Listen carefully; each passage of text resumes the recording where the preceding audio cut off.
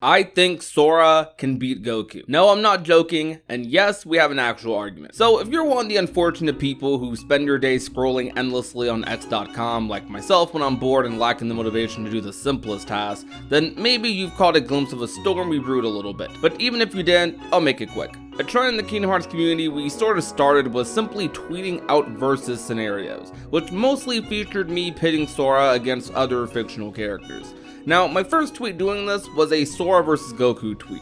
Who would win this is what I tweeted. But there's a little more to the lore than this. While the tweet did get some minor traction, it didn't stir up much in the community at first. But after I did this tweet, I made another one the following day about Riku versus Sasuke. I was surprised that a few people actually thought Sasuke could win this, but in the end, most people agreed Riku destroys him. This tweet did a lot better, but it was a small fun argument in comparison to the one I would make.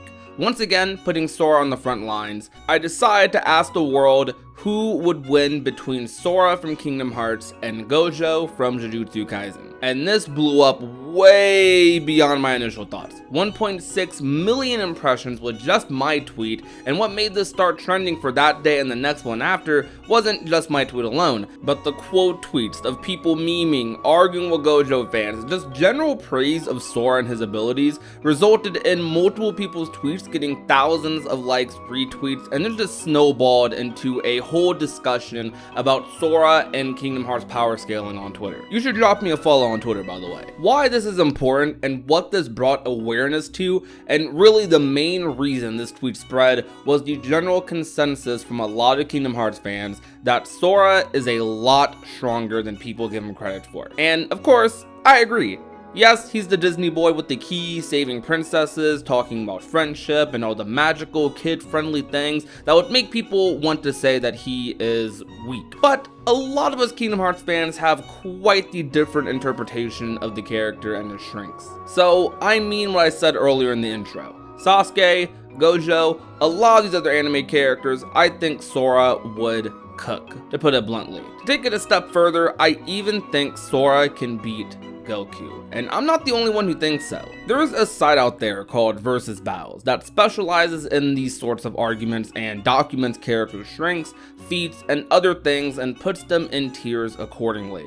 This is for comic book characters, anime, games, cartoons, you name it. This website scales characters with a tier list system going from 10 to 1, with 1 being the highest. Think of characters in the 10 tier as small-time thugs or just regular people. This sort of tier system slowly scales, and eventually when you get to characters in the range of 5 and above, you start looking at characters who can demolish or take over planets if they wanted to with their abilities. When you start looking at 3 or higher, you can see characters who are reaching multiverse level or equivalent in feats and or strengths. And that slowly scales until we reach tier 1. Or more technically, there is in fact a tier 0, which I didn't mention because none of our characters are that strong, and tier 0 is essentially reserved for beings that are basically the atoms that make up the universe itself. So where does our beloved Keyblade wielder sit on this tier list?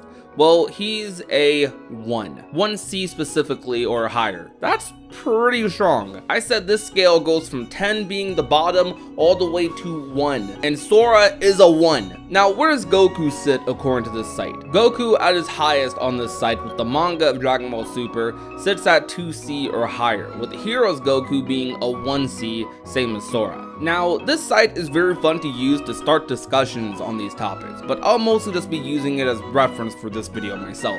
Whether you agree with the tiers or the site in general is up to you. Now, some of you who underrate Sora and his strengths probably find it hard to believe Sora would be that high or even being in the same league as the Saiyan warrior, and that's honestly understandable. I explained this in a live stream debate we were having a few days back, where I explained on how things like animes and forms of media like it, where battling is the forefront of the story, it's a lot easier to display strength by just flashbanging the viewer on screen with some insanely powerful attack. That translation from seeing the choreography of a fight in an anime and all the powers displayed is the entire job of a show like Dragon Ball, to make these fights feel important and climactic, to show off how powerful these attacks are through whatever means or techniques necessary. And because of that, I don't find it that surprising that a lot of people think these anime characters can beat some of our video game protags. But when it comes to power scaling, games can get a little wacky. And that's not to say games don't have their own version of what I describe with anime,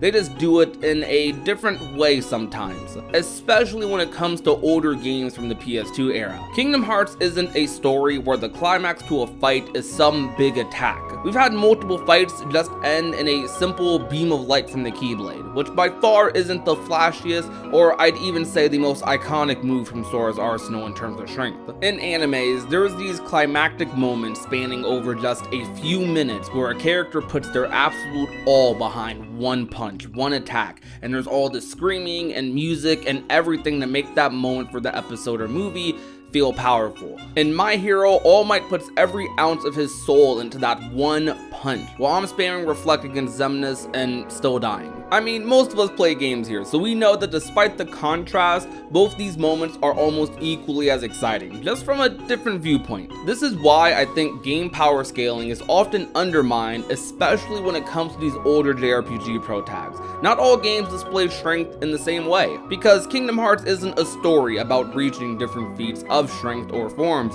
It's hardly even a plot point, at least not in the direct way, which leads into why I think Sora is ranked so high on the list, and why other characters with a similar power system can get ranked so highly easily. When your source of power comes from something as vague and as metaphorical as the heart and not the blood pumping organ, but rather what is portrayed as a source of light in the human body, again, metaphorically in other media, but quite literally in Kingdom Hearts, things that apply to other medias like the concept of death, will, the soul, and power are scaled in a drastically different way. The Keyblade is capable of quite literally almost anything, and the only known limitation of that weapon is of course the heart of the wielder, which in Kingdom Hearts, if you're a light that shines as brightly as our boy Sora's does, then power scaling gets a little difficult, because in the same way that a few common nobodies can tire Sora out, Sora is also the same character we've seen destroying meteors, slicing through multiple buildings at once, taking on 1,000 enemies by himself,